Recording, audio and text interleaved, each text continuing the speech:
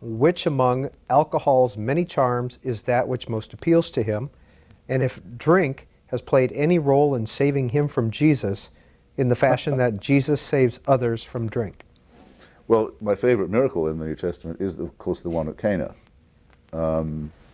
which is a tribute, actually, to a thing that's very often overlooked, which is the influence of Hellenism and the Greek style in Palestine in those days. I mean, the tributes paid to wine. That's what the Passover Seder is borrowed from the Platonic Symposium. Wisdom and happiness are supposed to come to you when you're lying comfortably around with a glass of wine. It is one of the very, very, very few charms of Christianity that it doesn't repudiate that. A lot of its Protestant adherents do, of course, and of course the Muslims do. But I've often asked myself if happiness is what I'm interested in. I mean, if it's what I want, I think I'd rather say I'm looking for satisfaction rather than happiness.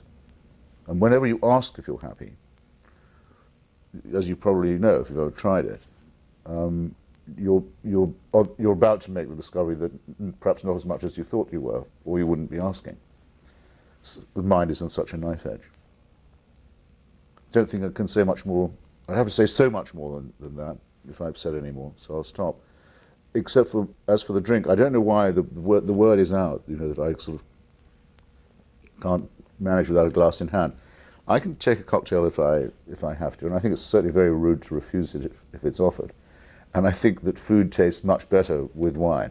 I think a meal without wine is like a day without sunshine, but I live in Washington, D.C., where 2 glasses of white wine at lunch would be considered an unbelievable debauch. So it doesn't take much to get a reputation for being a boozer around these parts.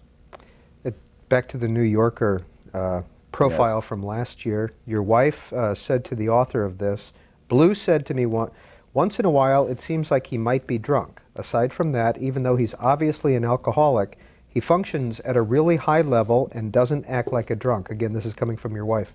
So the only reason it's a bad thing is it's taking out his liver, presumably. It would be a drag for Henry Kissinger to live to 100 and Christopher to keel over next year. Hitchens, too, brought up the topic of alcohol before I did, the writer. You're going to want to talk about this, he said, not wrongly, pointing at his glass. A writer likes a cooperative subject, but it can be disrupting to make a portrait in the shadow of a gigantic self-portrait.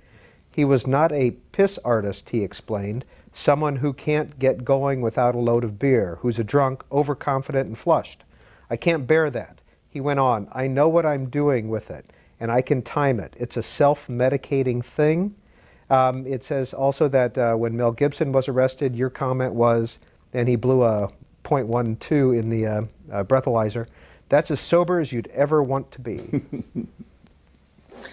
Yes, charming. My wife doesn't touch the stuff, so she doesn't know anything about alcohol at all. And my doctor just says that either people are slandering me or I've got something miraculous going on with my liver, because he says it oughtn't to be true how good it is. The thought, though, that Carol puts in about it would be terrible to be outlived by Kissinger or others for any reason at all is very much with me. So what I really need to do is lose some weight. As you can, I'm sure, and all your audience can see, I've been getting away with murder for years, but just not taking any exercise at all. I think that's where I ought to probably haul up my slacks a bit. Do you consider yourself an alcoholic? No. I mean, Have you had a I'm not drink even yet sure. today? I'm not even sure there is such a thing. That may be all sort of cultish hooey, the Al-Anon and Alcoholics Anonymous stuff. If I see someone, lying on the street, smelling and unable to move, and so I'm not sure that person's an alcoholic. They may be trying to drink themselves to death or be on the way towards doing so. If I was told I couldn't have a drink for the rest of today, I would feel slightly uncomfortable. But it wouldn't be at all difficult for me to get through it, or indeed for the rest of the week. I remember a very annoying week in Libya once, where I hadn't been able to smuggle any booze in and couldn't get any homemade brew from the Palestinians there, as I had been able to produce it. That's a week I wouldn't terrifically want to go through again. Have you had a drink today? No. Next call for Christopher Hitchens.